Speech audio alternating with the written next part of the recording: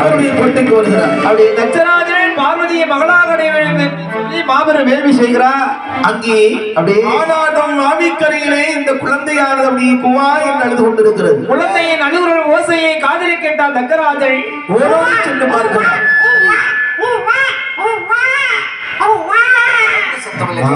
ஓடோடி சென்று பார்த்தான். அழகான பெண் குழந்தை. சரி, வாரி கையில் எடுத்து வலது கன்னத்திலே முத்தம் கொடுத்தார். ஏந்திய கையில் எடுத்து இடது கன்னத்திலே முத்தமிடுகிறாள். ஓதி கையில் எடுத்து கொடுங்கையோடு சேர்த்து முத்தம் கொடுத்து தனைத்துக் கொண்டு பார்த்தான். ஏதவல்லி என்ன சுவாமி, ஆண்டவன் அருளாலே நமக்கு கிடைத்த பிள்ளை. அப்பா, அந்த குழந்தையை நாமல் தான் வளர்த்தாளா? ஆகட்டும் ஐயனை, அப்படியே வளர்க்கலாம். அதாவது தட்சனுக்கு மகன் என்ற காரணத்தினால் தாட்சாயினி என்றோ பரமனுடைய மனைவியை பிள்ளையாக பெற வேண்டும் என்று தானே தவம் இருந்தாமா. ஆகையினால் பார்வதி என்று பெயர் நாமத்தை சூட்டி எம்பிராட்டி வளர்த்து வருகிறார். அம்மா எப்படி வளர்ந்து வருகிறார் தெரியுமா? எப்படி வளர்ந்ததே பார்வதியாள் பார்வதியாள் பார்வதியாள் பார்வதிக்கு மாற்றதே போல் மாற்றதே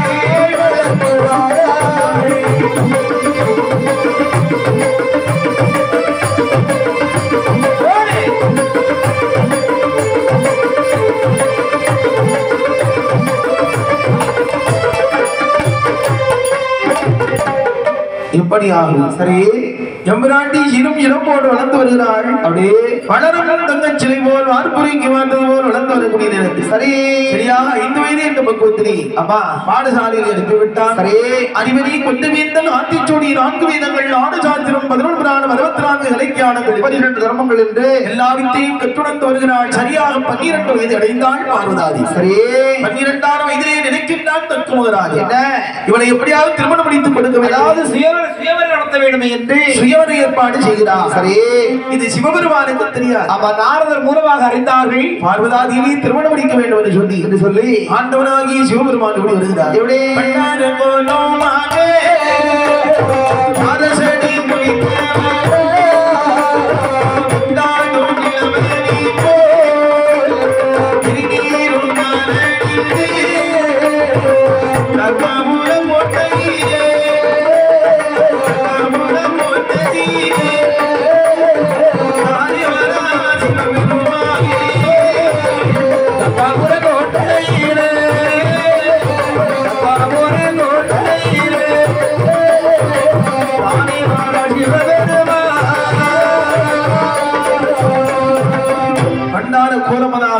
சரி, கழுத்திலெல்லாம் ருத்ராட்ச மாலைகள், அவன் அறையிலே காவி வேஷ்டி, பாதத்திலே செருப்பு கட்டைகள், அவன் பாத கட்டைகள் இல்லையா, ஆமா நெத்தியிலே விபூதி பட்டை, திருநீட்டும் பட்டைகள், தோல்ல ஒரு பொக்கணம், இவையெல்லாம் அணிந்து சரி இரண்டுள்ளும் அண்டிப்போன் ஏகா பரதேசியாகி அம்மா தக்கருடைய கொட்டி வழியாக வந்து கொண்டிருக்க அங்கே சொல்லுகிறார்கள். அம்மா ஐயா என்ன அதோ தட்சனுடைய அரண்மனையிலே இன்றைக்கு அம்மா அழகான திருமண விழா. சரி, நீங்கள் சென்றீர்களானால் ஆனால் அறுசுவை பதார்த்தத்தோடு அன்னபோஜனம் புசிக்கலாம் என்று சொன்னேன். வார்த்தையை கேட்ட பரமராகிய பண்டாரம் தக்காபுரம் கோட்டைக்கு வந்தார்.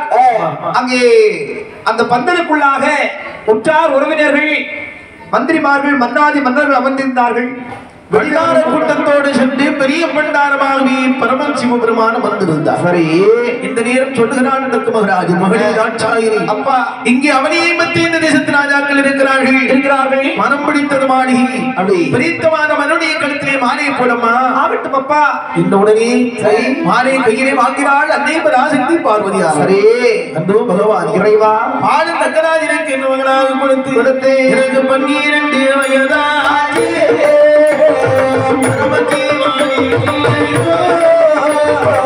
ஆலயத்தில் மனம் கூடி மகாதேவன்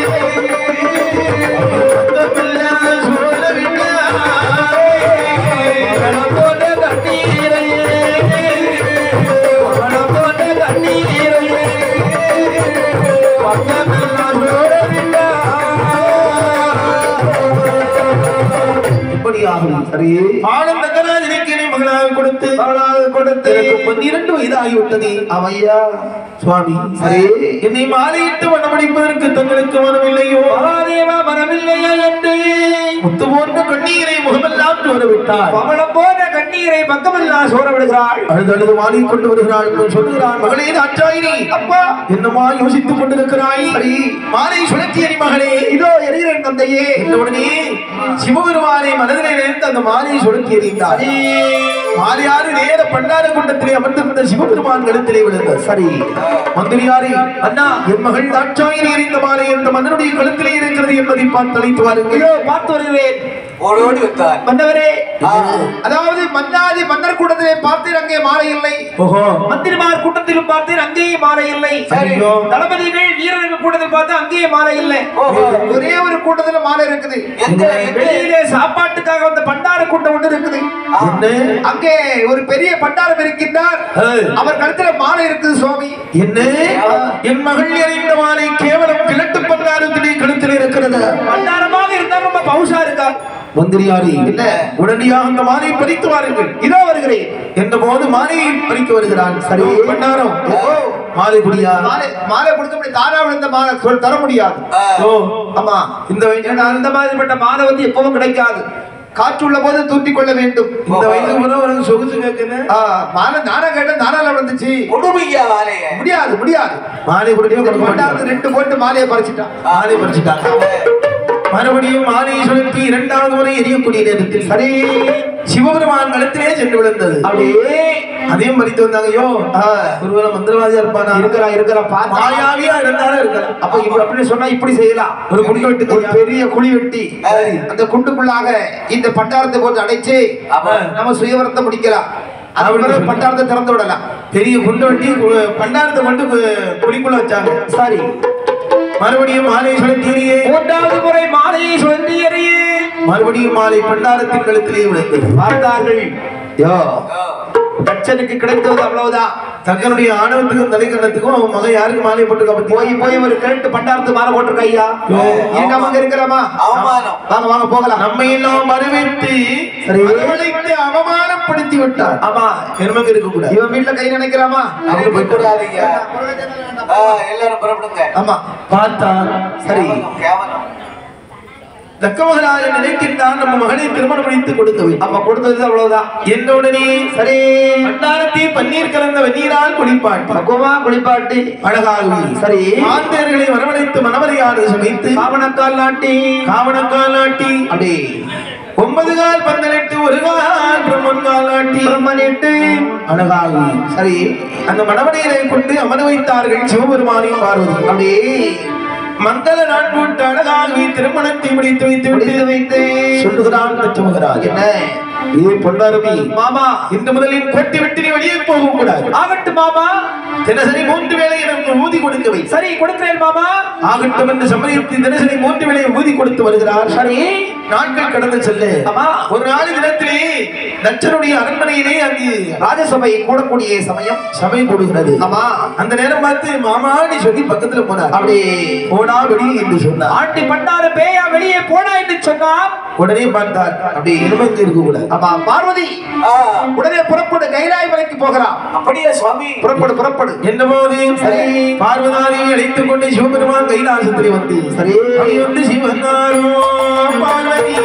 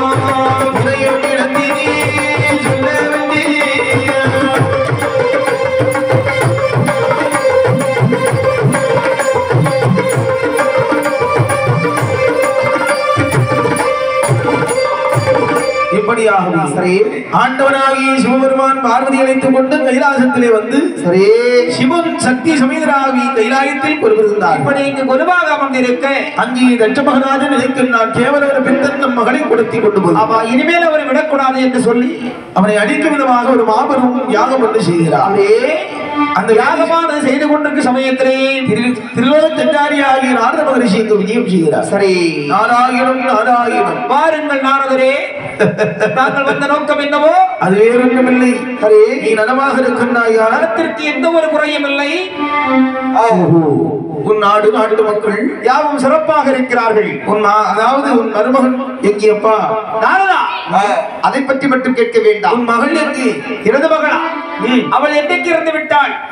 ஓஹோ ஆமா அந்த ஆண்டி பேயன் பித்தன் எனக்கு மனமில்லாமல் என்னுடைய மகளை அழைத்து சென்று விட்டார். ஓஹோ அந்தவரை அழிப்பதற்காகத்தான் இந்த வேள்வி செய்கிறேன். இந்த வேள்வியில் இந்த பண்டாரத்தை போட்டு சுட்டரித்து இன்னும் ஒரு பண்டாரத்தை பிறவி செய்து சரி அவன் கையினாலே விபூதி வாங்க போகிறேன். நடப்பது நன்றாகவே நடக்கும். சரி பார்த்தால் இந்த நாரத மகரிஷி தினசரி ஒரு கோள்வார்த்தை சொல்ல சொன்னா அப்படியே இவருடைய பேரை வெடித்து விடும். ஆமா அப்படி ஒரு சாபம் அவருக்கு இருக்குது. பிரம்மதேவனால் கொடுக்கப்பட்ட சாபம். இந்த செய்தியை கொண்டு நேர எங்க வருகிறார்? எங்கே கைலாசம் இருக்கிறார். அப்படி வந்து நின்று நாரதமோ சிந்தையடி வந்து நின்று நாரதமோ சிந்தையடி